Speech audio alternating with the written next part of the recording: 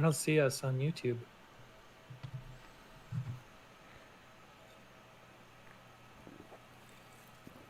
Look again.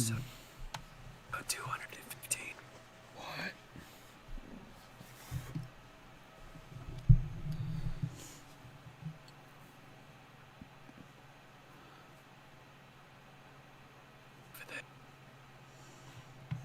You guys can still hear me with the same volume, right? Yes. Okay. I think that other week, I think it was last week, I was talking to Last you week? guys through this one, but I was talking to YouTube through this one. So that's why at one point you're like, I can't hear you anymore because I went like this. And I didn't think about it. Yeah. Oh, Yeah. okay.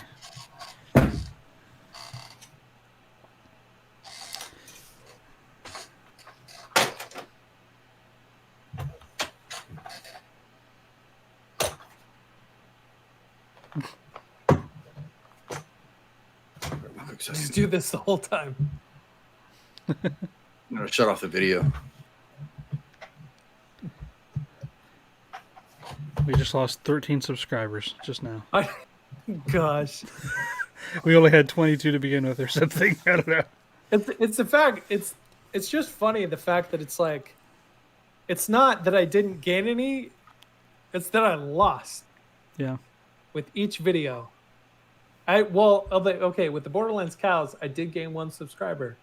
But then you know, I lost.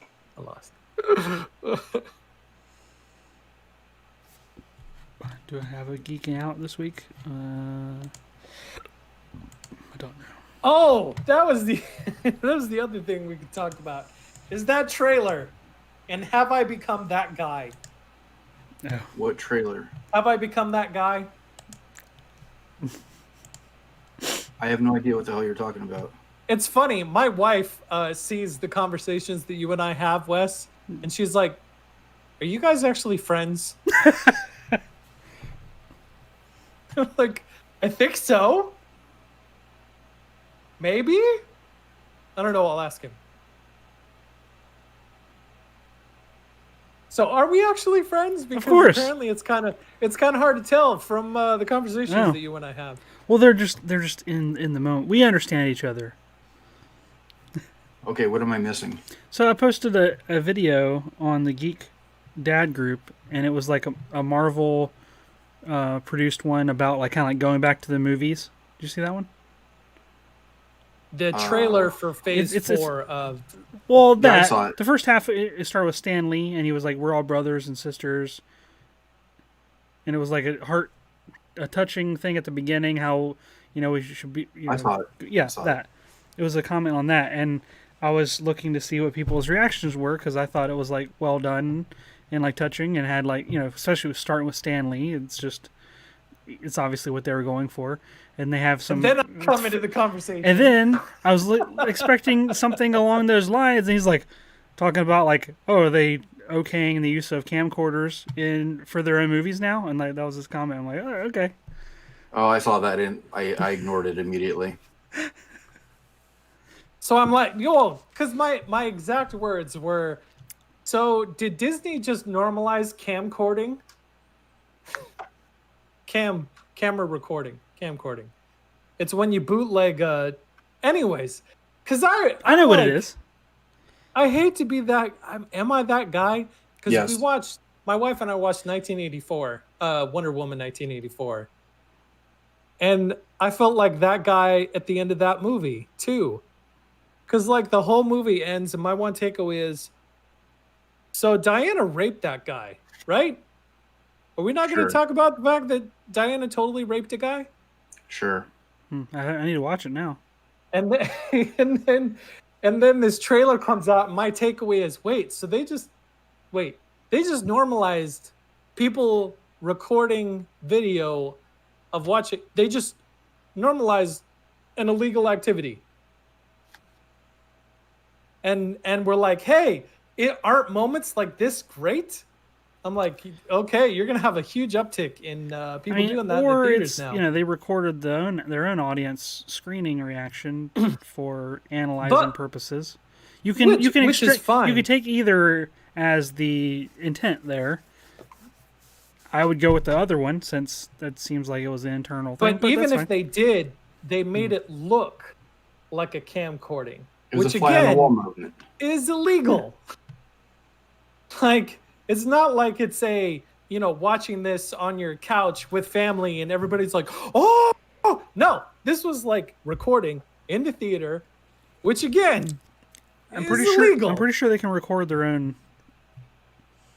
But they totally normalized it by putting it in this trailer that hundreds of millions of people are now going to watch. You completely missed the point. No, I know, because apparently I'm that guy now. Well, because that was also a test screening. Right, exactly. It doesn't say that, though. Yeah, it did. I'm pretty kinda sure did it in did. the bottom. It did? All right, Yeah. I'm going to go watch it now. It was like it said opening night or something. I don't know if it said test. I thought it said test screening, but maybe it was opening night. Yeah, there was context for it. I could be off on that one. So we don't have to talk about that beyond... Well, I have it Beyond all this moment recorded right right here. now, so and we're already streaming, so it's already captured for posterity's sake. And we haven't even officially started the episode yet, No, we have not. which is a ton of fun. No, it's not. Let's not start the episode. We're not going to start the episode. Once we clarify the I'm end of your kind of discussion here. All right, I'm ready when you guys are. ready. I'm ready. Okay. I'm ready. What's up, Internet? It is time for your weekly dose of geek. This is the Making Geeks podcast, a podcast for families, makers, and geeks. What's up, everybody? How's it going? Good, doing well. How are you, Donovan? Hey, Wes. Hey, Sean. Okay. Fancy meeting you here. We just had a interesting conversation about Marvel, but if you're not logged into our live stream on Thursday nights, then you miss that extra bit of content. But I might pull a couple parts of that and tag it in at the end or something. I think Gosh. we might have some comedy gold in there at some point. You have to add like a preface, a precursor to conversations like this where I say, I love movies and I love going to the movies. My main joy in editing the podcast is finding these random bits and then combining them in odd ways at the end of the show. I love Frankensteining that stuff together. I give it some new context. I just pretend I'm Fox News. Sorry, I probably shouldn't have said that. Or CNN. We just lost 9 subscribers, man. I'll attack both sides. Yeah, but I lost 9 on one side, gained them on the other, and then lost both. So it's okay. So we're working at a deficit already. That's right. Well, with that as a great start, how you guys doing? Doing all right. Anything new going on this week? I feel like there was, but I can't think of. Oh, so we have a Stuff. we have Talking a. about your push stuff? Oh no, we have a pop-up camper that we recently have been able to park at the side of the house. I don't know if I think I mentioned this before. We had a driveway redone a couple weeks ago, or like a month or two ago at this point, so we can park our camper beside our house, and we're able to more actively do work on it and kind of bring it up to speed for taking it out for the season or whatever. And so we are looking forward to having an electrician. He was supposed to come today, but he's going to come, I think, tomorrow and install like a 30 amp outlet on the side of the house where the camper parks, which is just outside the shop here, which is nice, which is also where the breaker box is. So we can run our air conditioning in the shop, in the camper, because it draws so much current. You have to use certain cables and certain connections.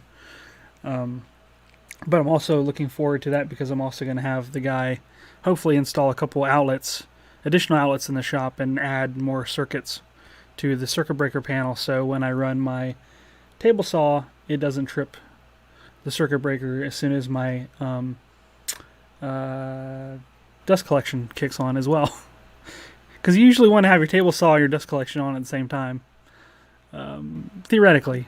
And when I tried that for the first time, it worked fine. I'm like, oh, it works. And then I cut like a little piece of wood. Oh, it works. And then I cut something bigger, and it's like,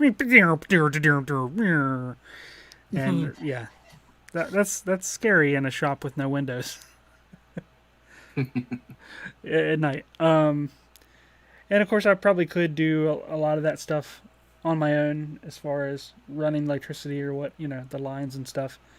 But I don't know. We kind of already paid for doing the driveway and all that stuff. So we're sort of bundling this in that sort of project as far as getting the house camper ready, I guess.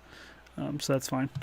Besides that, I'm just kind of dinking around with some other little crafty things for stuff. Not really able to talk about at the moment, but also learning about cryptocurrency recently in the last couple weeks, and that's been fun to dive into and kind of learn about finally. Better late than never, which is my life story, which a lot of people are feeling that right now, I think, if they're interested in that as well. I'm on that bus too. You seem to have converted some people over to the crypto side. Well, I hope they don't blame me when they lose all their money. So I don't know what the hell I'm doing. It's definitely not stable. No, it's not. But you have to be willing to lose it before you do anything with it. We have to call it what it is. It's gambling. Yeah, the stock market, as far as I'm concerned, is also gambling. But it's like that on steroids. No position there. Yeah. Yeah. 24 hours, highly volatile. Yeah, but it's exciting. It's something fun to keep up with, especially with the Dogecoin stuff and all the. Elon Musk will be on SNL this weekend, and we'll see how that plays into Dogecoin values. Considering Dogecoin just now surpassed Honda Motor Corporation for total value. Yeah. Yep. Which is bananas. It is bananas. Because you're talking about something that doesn't exist. Overtaking it exists a as much as physical product. It exists as much as Team Fortress 2 had. No, I know. Maybe arguably stocks less. Don't technically A exist. non-tangible currency, a non-tangible thing. That's true. That's true, Sean. Yeah, they don't exist anymore. Stocks don't have physical entities. You're essentially just talking about perceived value anyways. A perceived value can always be distorted based on public perception. Yep. It led me down this rabbit hole. I guess I should mention it. I commented on Uncommon Outpost, Stephanie's Instagram page. If you guys aren't familiar with that page, you should check it out. And I basically said something along the lines of like that we should have like a maker stock market where an individual shop or a maker could be like a company. We've talked about that before. Yeah, and I think that would be awesome if there's some way we should develop a special cryptocurrency just for that, so that it's like tied into your like maker cred, street cred. I don't know. So pretty soon we could start selling futures on maker stock. Yeah, so we could invest in Bobby Duke like 5 years ago. Think where we'll be now. You thought Dogecoin went to the moon. We have a full episode about this. I know. I'm just saying. I don't remember what number it was. There should we be have a full episode a way that we to talked invest about in. this. I know you can invest in companies, but I mean it's just a little bit different. I don't know. A maker market. Yeah. Maker money market. Maker money market. Anyways, what have you guys been up to? That's enough about me. What about you? It's been a busy week here. I'm assuming most of our audience already knows, but for those that haven't, I created an Instructable for the Playhouse that I built, the Legend of Zelda Playhouse, and entered it into a woodworking contest and won grand prize.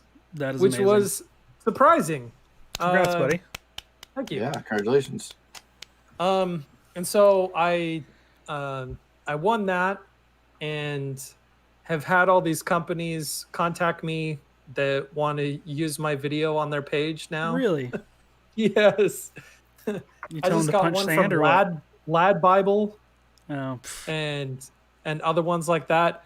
I don't respond to anything like that just because sure. from everything that I've seen in terms of like, somebody else, it's an aggregator like that using your content, even if like it's like Lad Bible where they have what 10.5 million Yeah. followers or They're gaining whatever. more than you are out of it. Yeah, Sure. it's like that doesn't trickle down to you. Whatever return you think you may get on somebody else using your content, that's not how it works because people will consume the content on that site, but they won't be like, "Oh, who made this?" Then go over and find them and then follow. That doesn't it There, doesn't there work like is there is one possibility to look out for. I don't know how common they are, but I've been paid outright by a couple of those sites to have them feature my video. So if they come to you with a price that you're willing to accept, at least stay open to that that. Oh, possibility. none of them have come to me with a price. Yeah, I've been paid directly for them a couple of times. It's kind of odd, but yeah, it can happen. Yeah. So that was big. That was exciting. And now I'm in this weird position where I'm like, I don't know what to do with my prize. I've got like decision anxiety. Is that what they call it? Decision anxiety? Analysis paralysis. Analysis paralysis. Yeah.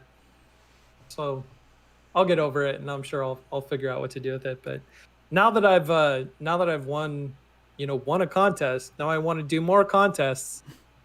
So now I'm reassessing my future projects, especially with the price of wood still going up.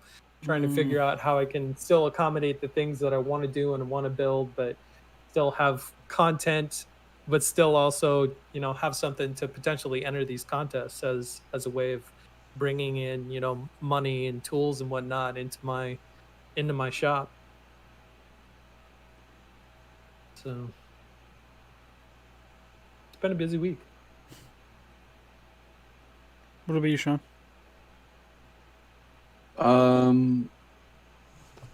I don't think I've been up to much. I'm trying to think about what I've done in the last 7 days, and nothing that kind of. That's okay. I mean, sometimes doing nothing is better than having a lot of annoying crap happening. I think when I go through these periods of time where I don't have in some ways like an active project, is when I think I'm doing a lot of processing and trying to figure out what the next best move is. I'm still trying to do like a lot of shop organization. Did I talk about maybe? Crap, I don't think I did. There's one thing that I did. I think it's only been a week. I'm losing track of time here, but I've spent like the last week redesigning all of the helmets from Top Gun and designing them basically on a flat surface, which is kind of an odd thing to do because the helmets are these spherical shape, but I've taken them and kind of smushed them onto a flat surface with the intention of etching them onto tiles, or I'm actually painting them. It's not etching. Your Maverick one looks awesome, by the way. Thanks, I appreciate that. That was just a test. I need to figure out the process a little bit better so the paint doesn't chip as easy, but I want to do like a set of them, and I like the idea of having a collage of the different helmets. I just think they look cool. I've always been a fan of them, and with the movie coming out next year, I'm hoping that they'll get a little bit more traction for some eyeballs and stuff. I don't know what I'm going to do with them yet, but I'm having fun doing it. So there's, I don't know, 9 or 10 distinctive different helmets, the flight helmets with the call signs that I think are present in the movie. Mm-hmm. And I've finished translating them in about 9 out of the 10. Wow. So last week I did the test, and I used the laser basically as to cut templates, basically cutting, tape templates, peeling tape off, spray painting, covering it again, and doing the next color. It's pretty labor intensive. It is definitely not something that is, scalable, but I'm enjoying it. That's the first time I've ever done that process, so it came out for the most part pretty well, and I'm planning on doing maybe 1 or 2. And I'm thinking about doing a video doing a couple of them, and I have something kind of special planned for the end of the video, which I won't mention here, otherwise the whole video is kind of ruined. But yeah, so stay tuned for that if I ever get around to pulling out the camera again and actually recording the things that I'm doing. That is pretty much what I'm up to. And before we move into our topic for the day, the Maker Stock Exchange thing was episode 118. Oh, really? If anybody wants, Wow. yeah, I would look at it. Episode 118, and it's called the Maker Stock Exchange. So Well, if dang. anybody's curious, I'm getting too old. well, I remember. after you've been doing this for 4 years, it's kind of hard not to hit some of the That's same notes true. again. That's true. That's true. Although I'm sure that the way that we talk about them evolve each time we might touch on it, and that actually might be the same case for tonight as well. Mm-hmm. I could talk about the idea of the topic, but I haven't seen the video and don't know the full story. So Donovan, maybe you can introduce the idea a little bit more for this one scenario. Yeah. So the idea for tonight's topic came from a channel called Make Anything. And he's a guy like us, he's a maker. He designs stuff in Fusion 360 and 3D prints it out and creates, toys and puzzles and games and just maker stuff like we do.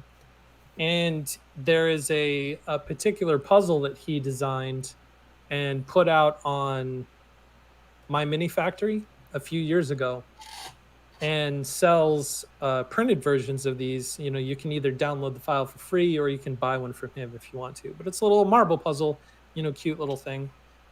And I guess a couple weeks ago, he got an email from a company saying that they really liked his puzzle that they made. They were so inspired that they designed their own using aluminum and all this other kind of stuff. And we're about to launch a Kickstarter. And he went on their Kickstarter to see that they basically ripped his design off almost completely, and are now funding a very successful Kickstarter, selling basically his design, his ripped off design. And so the idea for tonight was talking about whether or not, as makers, kind of being in the same situation and doing the same thing that he's doing, with creating stuff and making content and putting it out there in the world, whether or not we feel like we have a creative license over the stuff that we make, like a creative trademark for our projects and whatnot. You mentioned the key word that I'm curious about regarding this specific instance. He may have talked about it in the video, but I haven't seen it yet. And which is license. Like when he released that free file, did he have any sort of license listed on the webpage that it was listed on? Like saying if it like a Creative Commons license, or like does he have stipulations like you can't use this? He does have a commercial? license for it, which is one of the things Yeah. he talks about, because he shows the email exchanges between him and this company, this Yeah. company without a face kind of thing. And one of the things is that he told this company, I wish you would approached me to license my design to be able, so that we could work together and collaborate to make this project together. But they didn't. What they did is they just took his design, tweaked it a little bit, made it out of aluminum, and now have hundreds of thousands of dollars of backing from Kickstarter for something that that they ripped off somebody else.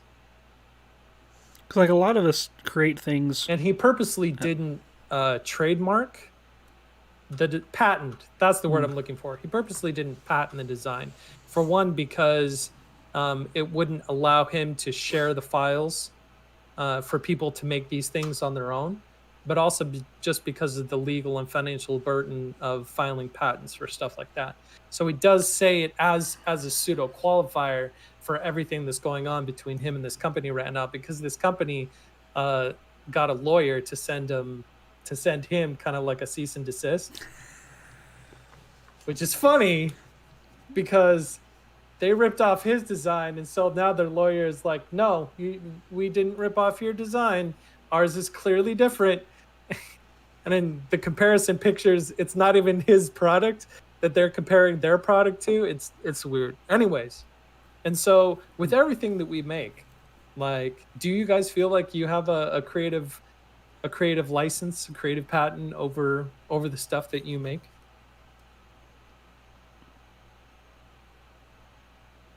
I don't. I don't think I've created anything that unique or that special that would even be close to qualifying for that.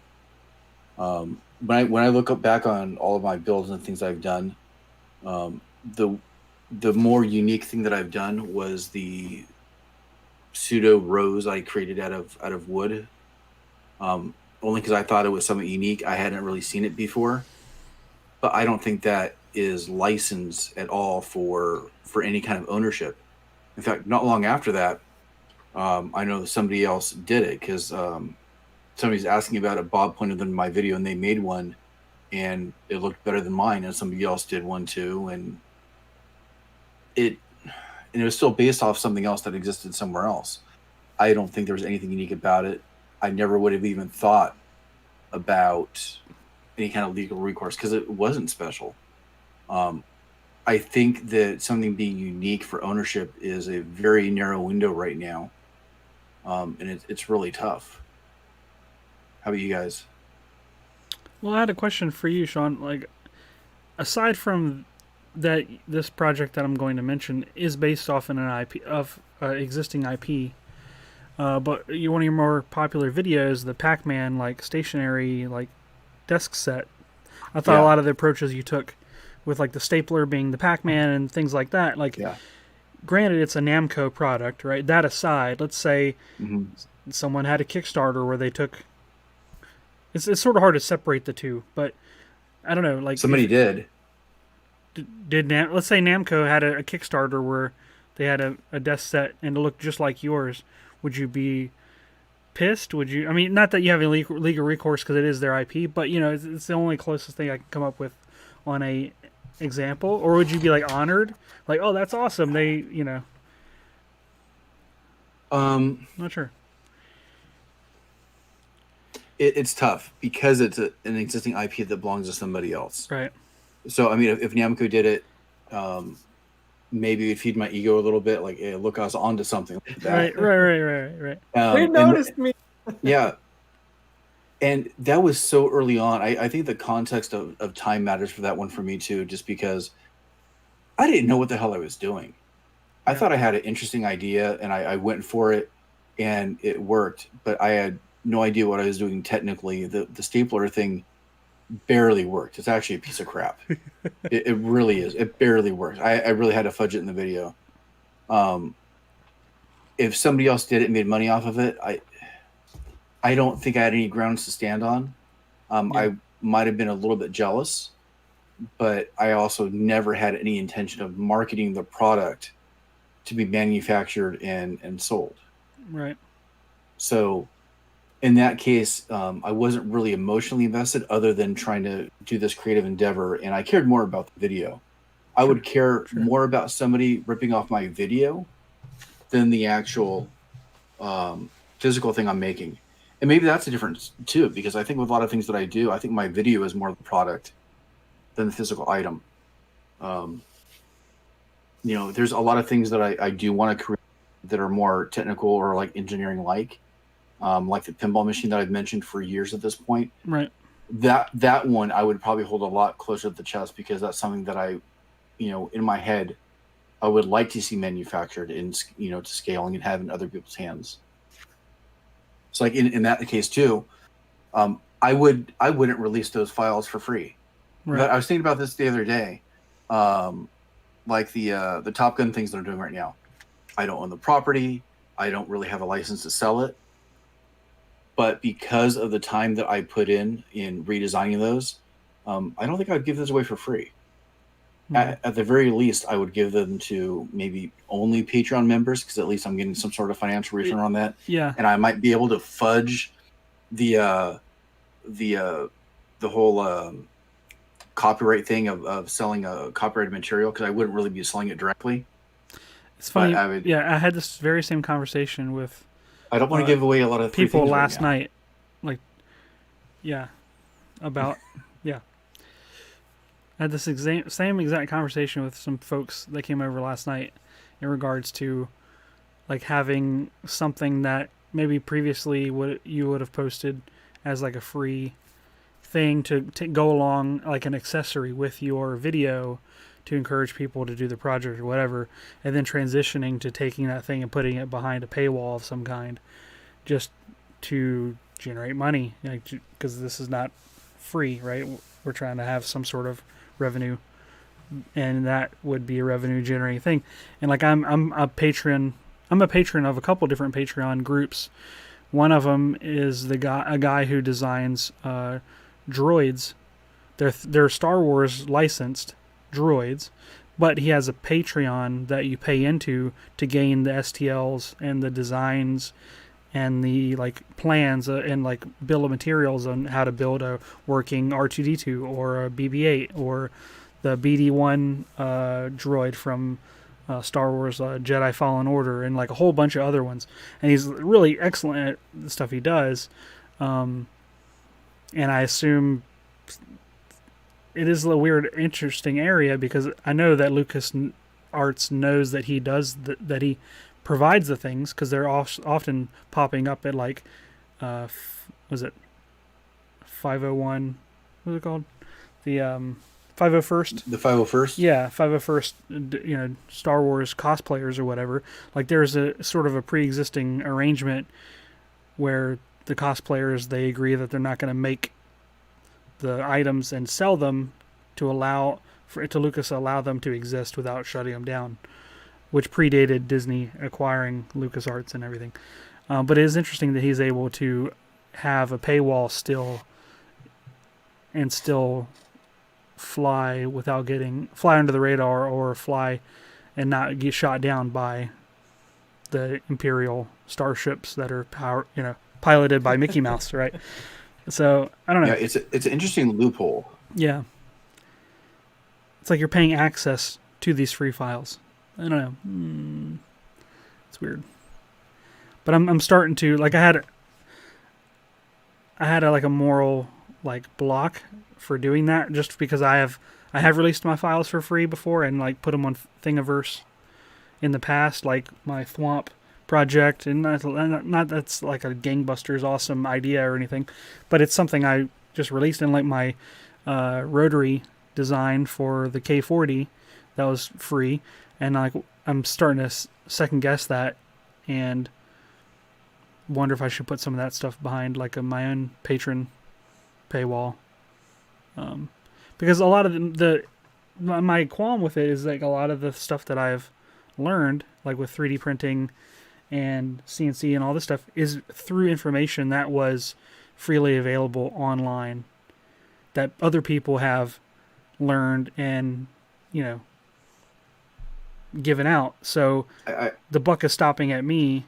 Is that right for me to do that? I mean, I don't know. It's weird. I don't know. This is like grumpy old guy that's taken over for me. Yeah. Like kind of a get off my lawn type thing. But I have this different feeling now than I did a couple of years ago when I first started, because I feel like the community has changed. Mm-hmm. Where a couple of years ago I felt more like there was more of a giving back and forth, more of like a community effort of learning.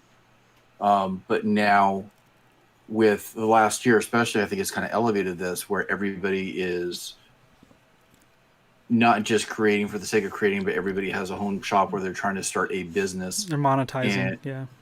Not just the idea of monetizing, but like production. Sure. Okay, sure.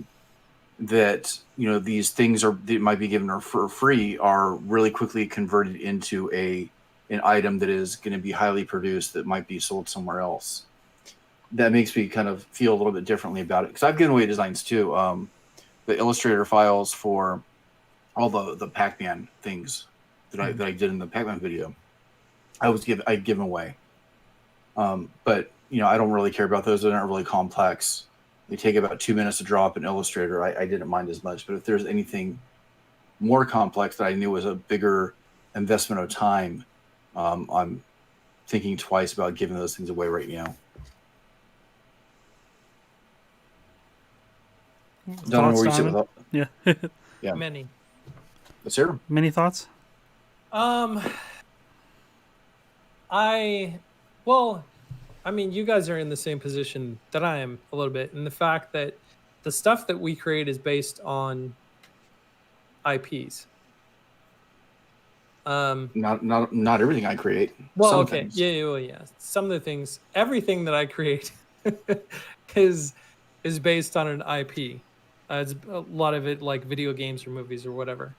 And it's an interpretation of something within that game, whether it's reimagining Link's house as a playhouse, or turning Ninjago weapons into like wood carved weapons, or an Excite by Bagshed, whatever it is. Like it's based on a property that I don't own. So in that regard, I feel like to answer my own question, I don't feel like I have a creative license over that thing, because it's based on something that's not mine. However, the caveat to this is the fact that um, I make plans for the things that I create that are based on hours and hours and hours of work.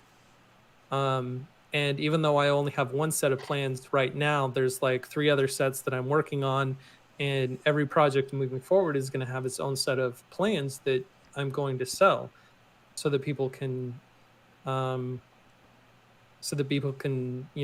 make the things that I show them how to make, but also so that I can help to support the people that I work with to help me create this stuff. And so it's hard, because I do feel like I have a creative license over that, and I feel very protective over the creative license I have for my videos, because even though it's like making projects based on something that's not my own, that video is my own. Everything that I put into that video is my own. And so I'm very protective over the content of my videos. So it's like going back to the conversation of these companies contacting me wanting to use my Playhouse video for their social media pages, and I just don't do that, because it's uh it's them taking something of mine, something that I made, and they're making money off of it. So this video about torsion stealing make anything's design, I feel that, because you have something that you created, that you worked on and designed, whether it's your own design or whatever, and then to see somebody take that and make money off of it when you yourself are not making money off of it, it hurts a little bit, because money stings, especially when you don't have a lot of it. So it's hard, because yeah, there is this quandary with what I make, especially, but kind of what we as geek makers make, where the thing that we're making isn't our own, but what we're making is our own. So I don't know, there is that dichotomy to it that makes it not a clear question to answer. Donovan, I'm curious. Your plans for the Playhouse. Mm-hmm. Do they say Zelda anywhere on those plans? No, well, they say Breath of the Wild Playhouse instruction manual. That is potentially problematic for you. Really? Yeah, that's a copyrighted title. Okay. I also have been thinking about this stuff like this a lot, because I have to redo my logo again. Why is that? Well, because wanting to turn what I do into like a full-fledged business, like a supportive business, You have to get rid of the copyrighted stuff. I need to have like recognizable and succinct branding, which I currently do. I really like my logo. But the problem is my logo is made up of Star Wars, Tetris, Marvel's Thor, Wind Waker, Game Boy. Like there are 5 elements in my logo that like don't belong to me. They're interpretations like of those things, but they're very recognizable as those things. And so I need to change my logo for something that is uniquely mine, that's not recognizable as something from, Star Wars or Legend of Zelda or whatever. And so this is something that I've had to think about a lot, is how am I going to rebrand myself again? Now, are you just going to redesign your logo, or are you going to change them? No, I'm not changing the name. I'm Okay. just redesigning the logo. Okay.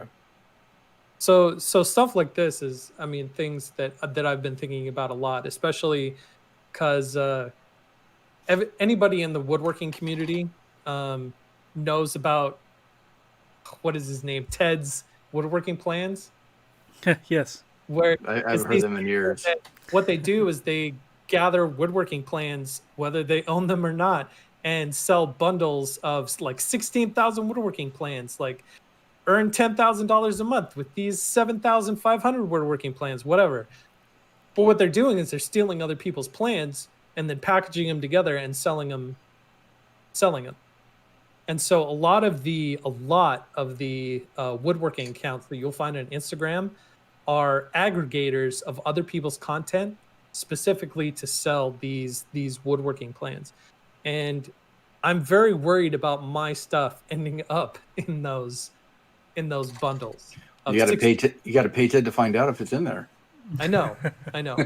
And ultimately, like, I know there's not a lot I can do to stop it, but deciding now to put that work behind a paywall is one of the ways to at least minimize the accessibility of other people taking my content and making money off of it. I've already had to like flag other channels for stealing my videos and re-uploading them on their channel, which is another reason why I don't post my stuff on Facebook, because it's rampant on Facebook.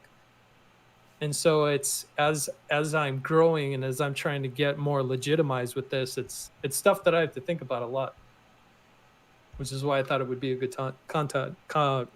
good concept for discussion for tonight. Aside from the ethical part of what's going on with that one site, what's the name, Torsion? Oh, the Torsion. Yeah. Aside from the ethical thing, do you think he has any legal grounds for being able to protect his design? From what I understand, the moment you create something, you already have copyright. But in terms of the design, I don't know how that differs with the like a patent. If that puzzle even unique, if that puzzle would have even been unique enough to be granted a patent. I've watched the videos, so I don't know the full context. Is it that unique that somebody would never have come up with a similar product? See, that is hard, because that question alone opens up a whole can of worms. Yeah, but that's always what gets asked, because that's what you have to prove. Yeah. There's a lot of companies, and I know that there's corporate espionage and other things too, but there's a lot of companies that end up coming out with similar products that seem like, one person might have stole from the other, and it may not have been the case. I don't in this situation, I don't really believe this Kickstarter group came up with it on their own, but in a court of law, that type of thing usually has to be. Well, I mean, this discussed. company emailed Well, I know. anything and said, "Hey, we were inspired by this thing you make, and we designed our own." Which is right there is evidence. If I'm to court that automatically says, "Hey, look, we took what you've already done," and they would have to prove that the improvements and the differences are vast enough that it is a different product and not just a derivation of the original.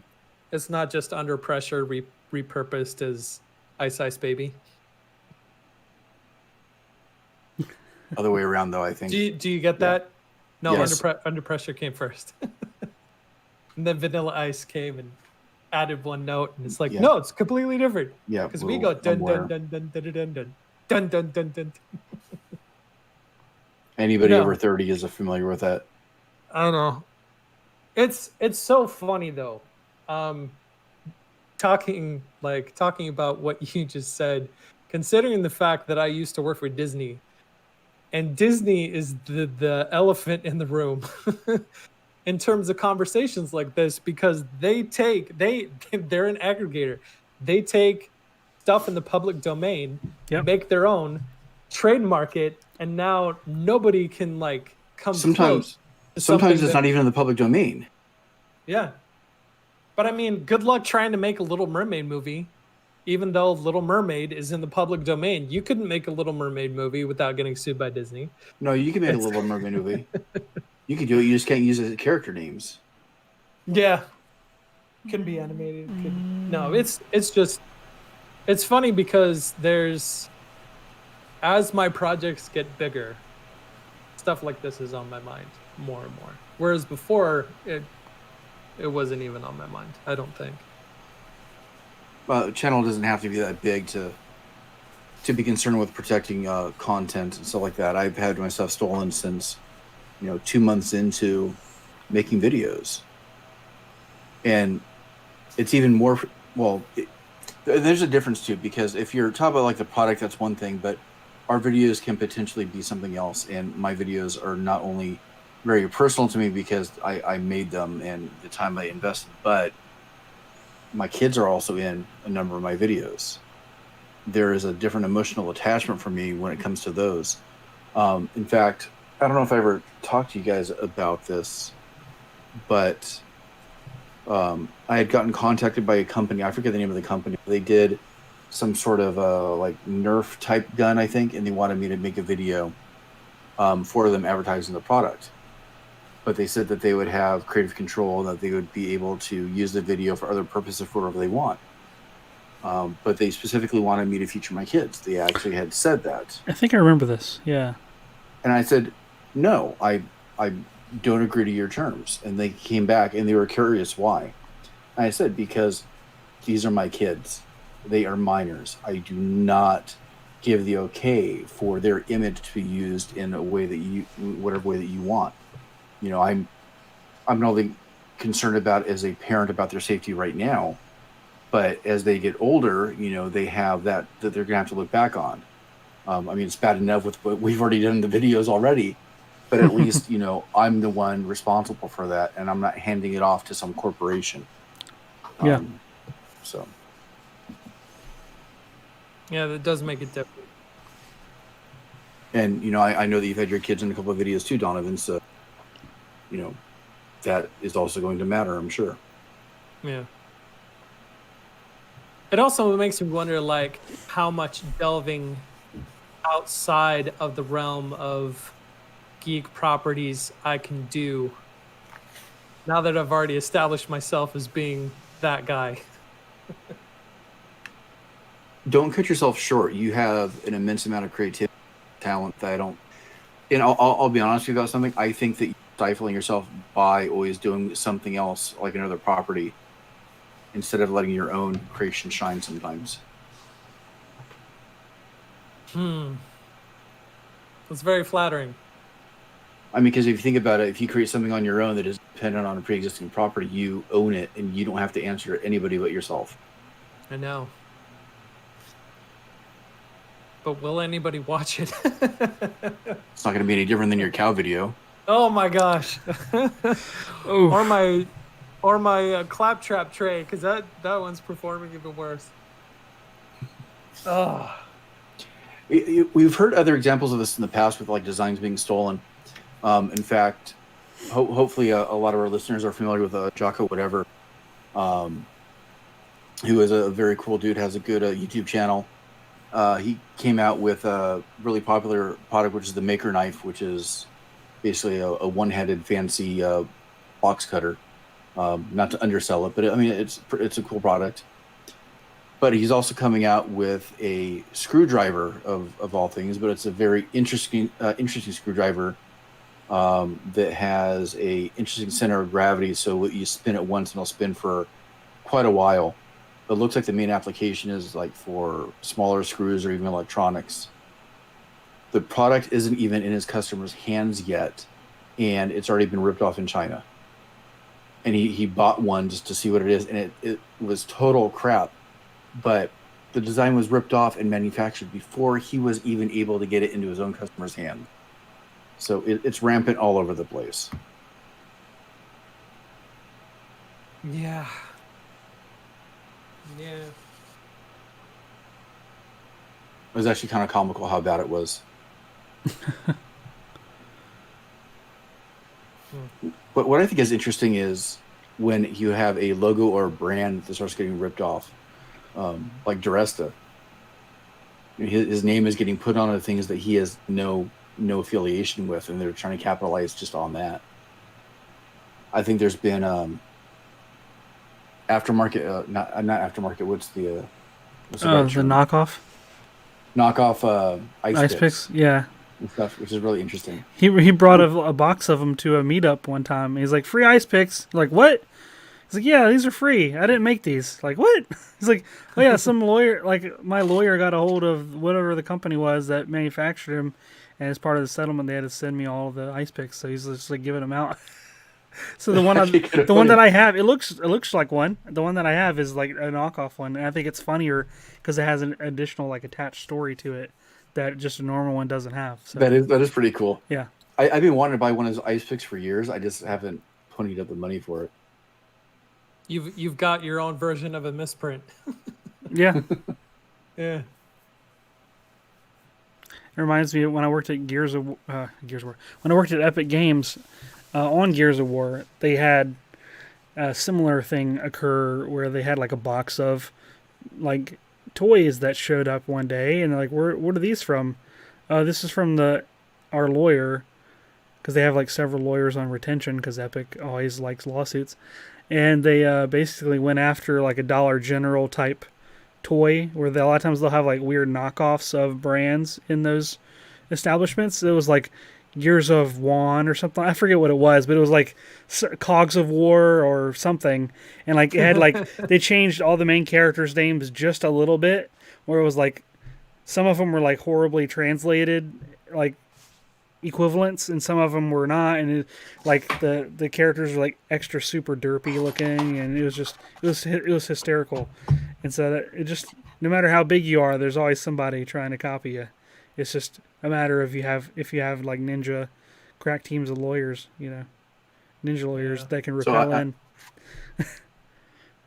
I have one additional story with this type of situation. Years ago, I had the chance to meet somebody that has been an inspiration to me for a long time, which is George Carlin, who is a stand-up comedian for anybody that doesn't work. Passed away years ago, but stand-up comedian that started probably in the 1950s and then worked all the way through the early 2000s. A huge fan of his work as a stand-up. And I got to meet him for a signing for, I think it was for like a book release or something. And I brought a CD of his to sign, just autograph or whatever. As I'm handing it to him, he takes a look at it and he goes, I never approved this. I never approved this album being made. A company took a bunch of his different performances, and the CD was old too. It's like from the 1960s or 70s. Wow. And he goes, yeah. The CD was from the 70s? The content. The content was from the 60s, 70s. You're a time traveler. I knew it. He kind of set it aside and didn't sign it, but he signed something else for it, and he signed a little poster thing that I had. So I don't think he signed it. Maybe he did. But it was cool. I got to talk with him for a couple of minutes, and here I am having George Carlin try to sign one of his own bootleg CDs. And you call yourself a fan. I know. That's cool, though. It's a more interesting interaction than just like what's your name? Sean. You get more of interaction time with them. That's neat. So we're kind of going up in time, so I don't know if I want to ask this question. But do you guys want people to make the things that you make in your videos? Do you ever think about that? Yeah. And I have to be okay with the fact that if I want them to make it, then if they make it and make a lot of money, then I have to be okay with that too. Depends on what it is. But that's the next step in the logic, right? I mean, there is the Ben Ueda type philosophy where everything is open source, so you just give it away anyway. Or I don't think a whole lot of myself as a maker. Early you are a on, host of a podcast about me. No, but here's what I mean though. Just with trying to learn and not being happy with what I've created, is a really big dose of humility really quickly, especially when you see, the things that other people create. So I don't value myself that greatly as, a really high-end maker. I'm not Matt Cremona. I'm not Bob. I'm not anybody that's really made has made these amazing things. So if somebody takes something or an idea that they got from watching something of mine and makes it better, which I'm sure they could without much issue, the most I would like is like some sort of acknowledgement. Oh, I got this idea from, at least paying it forward that way. Some, a little bit of attribution. I mean, even the things that I've done where, in a passing conversation, I get an idea from somebody. Like Wes has given me a couple ideas. I try to make sure that, look, this was not my original idea. I got this from somebody else. I don't know if that's a karma thing for me or just something that I consider a part of respect, but that's the way I think about it. Yeah, I agree with you on that. Like if I have any chance of shouting out somebody that gave me inspiration or that had a hand in something that I'm working on, no matter how small, I like to include them in it.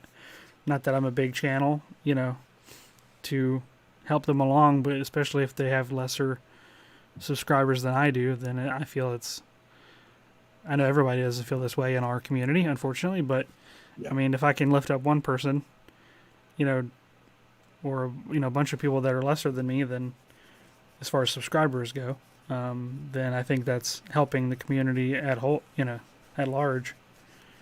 That hopefully will return to you. Like it's like a karma thing, like you're saying. I remember early on, God, what's his name? Johnny from Crafted Workshop. Yeah, I always forget his last name. Johnny Rook. Early on, when he was just getting started, he commented on a bunch of my videos and kind of on like stuff that I was doing, and that it would inspire him for different things. Like, holy crap! And he's grown up and he's huge now. So just knowing that if there's been any influence at all, even just like an annul at some point when I had comments turned on, is enough for me right now. If I was on a different path for making, I would probably feel a little bit differently, but it's where I am at this point in time.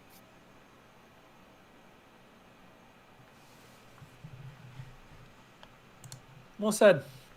And that's why both of your guys' stocks just went up on the maker market. Cool. I'm going to cash it out and buy Doge. That's right. To the moon. So, kind of curious, what are you guys geeking out about this week? I'm still geeking out about the Ghost Town Living YouTube channel. I think I've watched all of the videos on there now. Which I mentioned last week. It's still pretty entertaining. Besides that, I've been watching the it's called Marvel Assembled or something like that. It's on Disney Plus. It's like the behind the scenes of how they made WandaVision and Falcon Winter Soldier. Each one's like an hour long, which is pretty nice. They were pretty fun to watch. And generally, I would give them good high marks. There's one thing I would say is a little disappointing. I just finished the Winter Soldier one before we got on here tonight, in that they mentioned all kinds of things, but they didn't mention having to rewrite the script or reformulate the script based on anything related to the vaccines or, like they actually came out and admitted to, and not so long ago. But it's interesting that you have a documentary about like the behind the scenes, and they went into some other minutia of like how they made different decisions regarding like race and authority versus race and symbol, all the different symbolism, how that's really pertinent in current discussions in the last year especially. how they just completely left out the virus rewrite stuff, which is, oh, it's weird. I don't know. It reinforces the The political motivation. that, and also something that I think maybe Donovan would agree to. Like they're always, you know, micro analyzing and controlling like their image and what, you know, how people Scrubbing perceive their history. stuff. Yeah, a little bit of that too. It's interesting. It drives me nuts. Maybe We agree Donovan. on something, Wes. Yeah, I This is a know. moment of celebration. It's recorded. I mean, Oh my gosh. For anybody wondering, we are friends. we just don't play them on Despite what TV. you may hear on this podcast. For now. For now. So my kids and I watched a new movie on Netflix called The Mitchells versus the Machines, I just saw How an is ad it? for that, and I want to see it. Is it good? which is it's the same team that did Spider-Man Into the Spider-Verse, so it's that same style. Sold me already. It's fantastic. I Is that- loved it. It's I'm also watching Disenchantment right now. Because I watched the first season and I really liked it, but then we didn't. Then we dropped Netflix, but then we got Netflix again. So now I'm watching the follow-up seasons, and the lady that plays the voice of Bean on Disenchantment is the voice of Katie on Mitchell's versus the Machines. So it's fun to see that voice crossover. But it's a cute movie. I really enjoyed it. I really enjoyed it, and it's about a weird dysfunctional family, which I think a lot of geeks can relate to being a part of. Yeah, Not the whole robot apocalypse part, but the Well, I don't know. I got more robots in my shop now than I ever have, so maybe. but it's a cute movie. Yeah. Highly recommended. Good. That's what I'm geeking out about. Very cool. On that note about Netflix, are you going to actually watch Stranger Things now? Yes, I am, All right, good. because I saw the trailer for season You watched the trailer for 400? season 4? 4. That's what 4. it is. So now I need to go back and watch the first 3 seasons. So yes, I am going to watch Okay. Stranger Things now. Good. I am geeking out about a game I just recently bought. I bought Star Wars Squadrons, and it was on sale recently. I think for like $20, either on what did I buy it on Steam, I think, but it's on sale on a couple different platforms. And I didn't know what to expect of it or expect from it, but I'm digging it. I like it. It feels a little bit more intense than just like a regular arcade style type of flight thing that I've have a lot of experience playing in the past.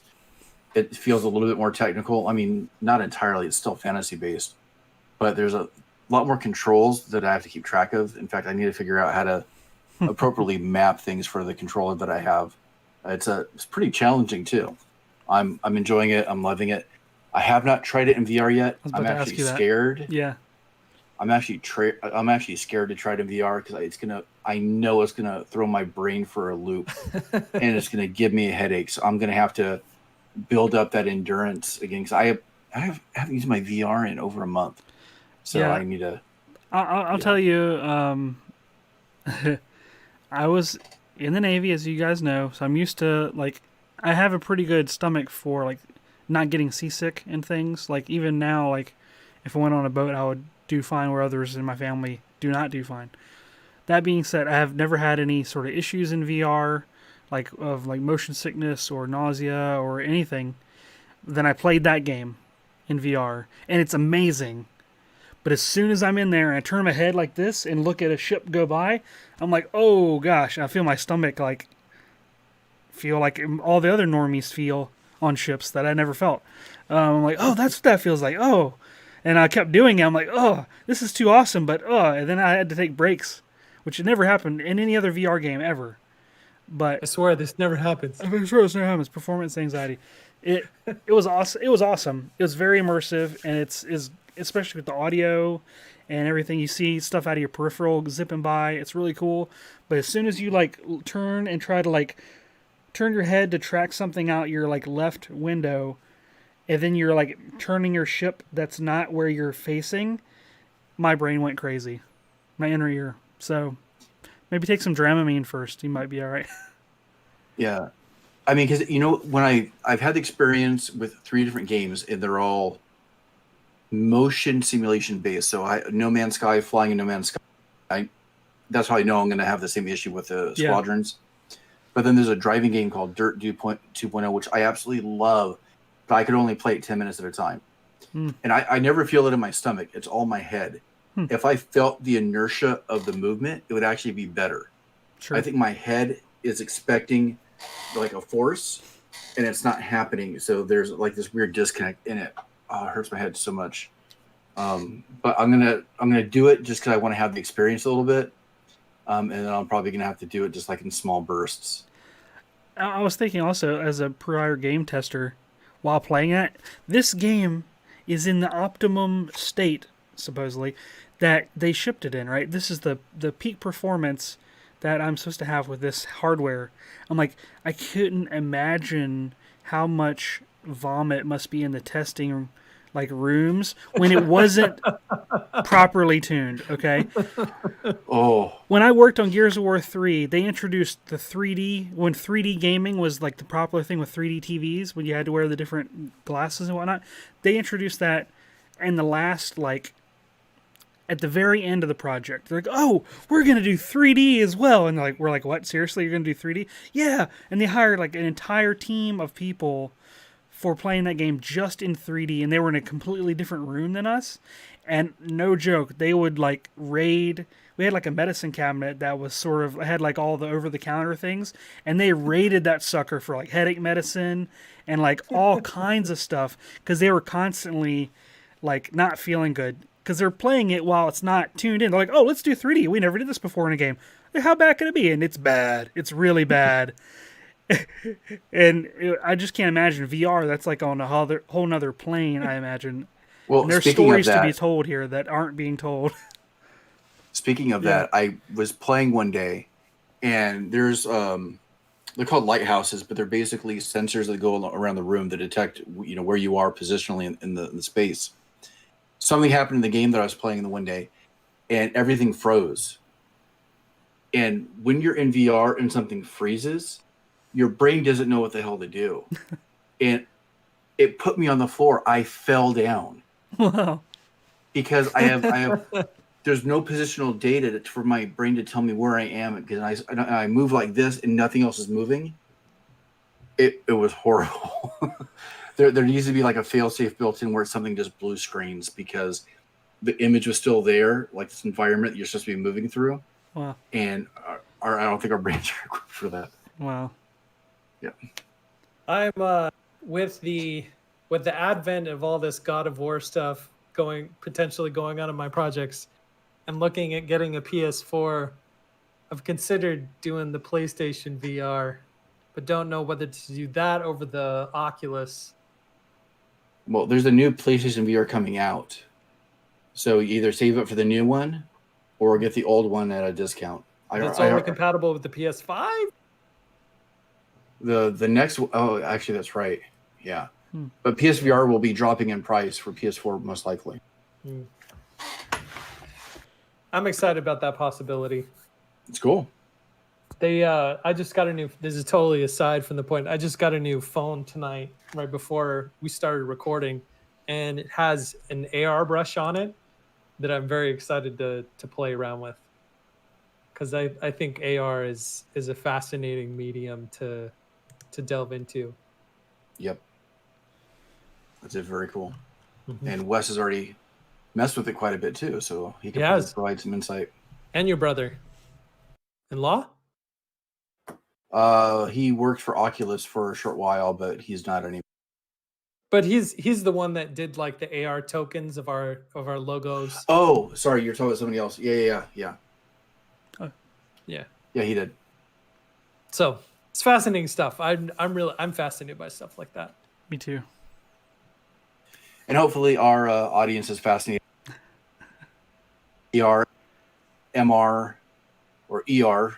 I don't know, just all the R's.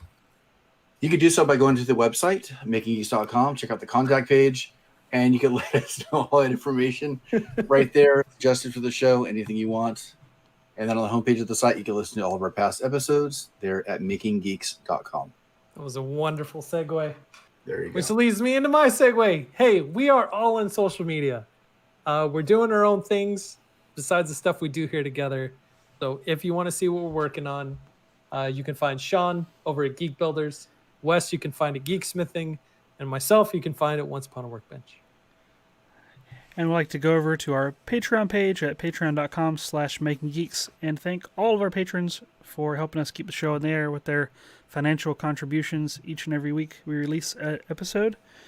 We'd like to thank all of them individually, but we don't have time for that. We just have time to thank our top patrons. Jordan, Clinton, Square Splinter, thank you guys for being our top patrons as always. And we appreciate each and every one of you. You can find new episodes of the podcast every Saturday morning on your podcast player of choice. And if you haven't done so already, we'd also appreciate taking a look at either the Google Play Store or the Apple Podcast Store, wherever you get the podcasts, and leaving a review for us. That also helps the show quite a bit. And I want to thank our members in the audience who have logged into the live stream tonight. So from all of us to all of you, have a fantastic week. See you guys.